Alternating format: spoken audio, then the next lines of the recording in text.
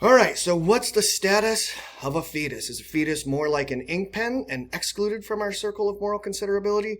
Or is a fetus more like our hipster friend here and obviously included within the circle of moral considerability? And Marquis is saying, this is the wrong question. There are no satisfactory answers to this question that will help us determine the moral status of a fetus. And so what Marquis proposes that we do is we dig deeper into the question and we locate some fundamental principles. And what Marquis means by that is this.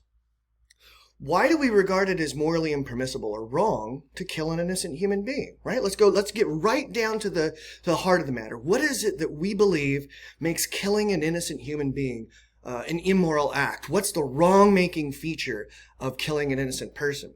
And Marquis proposes that we answer these questions with a thought experiment. And the thought experiment is this. All right, well, how about we kill you? Or how about we kill me?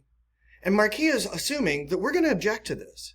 But why are we objecting to it? And I gave you 7 possible reasons for objecting to this in your thought primer. So I know you've been thinking about this, and I imagine that when you read through these 7 reasons, you might have thought to yourself, well, these are all reasons why it's wrong to kill me. But what Marquis wants us to do is he wants us to identify the one specific objection to killing you that is by itself sufficient for this objection. That this alone, without the other 6, is enough to say this is why it's morally impermissible to kill me. And so we might offer objection A. It's wrong to kill us because taking your life causes your friends and family pain.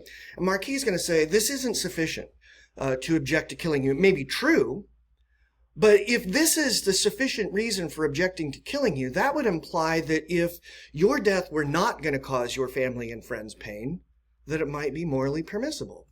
So how about we go to objection B? It's wrong to take your life because you want to live, what Marquis calls the desire account.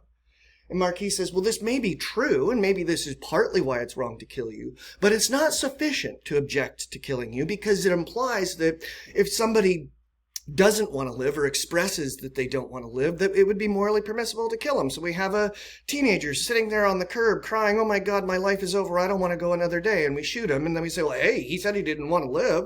And Marquis is going to say, this is obviously not a sufficient objection to killing you. So how about objection C? It's wrong to take your life because you're the sole owner of your life, and taking it from you is in essence stealing, sort of this libertarian idea of I own my body, I own my life, and taking it from me is stealing from me. And while that's true, we're probably going to object to this as being the sufficient reason for objecting to killing us because we put killing us in a different moral category than stealing from us, right? You can stealing someone's entire life savings we would probably regard that as less morally objectionable than killing that person. So maybe we go to D. It's wrong to take your life because you've lived a productive life. Well, what if I'm a loser? And I haven't lived a productive life. Does that mean you're morally justified in killing me? And Marquis is going to say, well, of course not. What about this? It's wrong to take your life because you're a valuable, productive member of society. All right, what if it's that I wasn't a loser in the past, but I'm a loser now? I have no value to the society I live in. Is that a sufficient reason for objecting to killing us? Because if it is, then what we would say is, well, if you are not a valuable, productive member of society, then maybe it would be morally permissible to kill you. So now we come down to these 2 final options.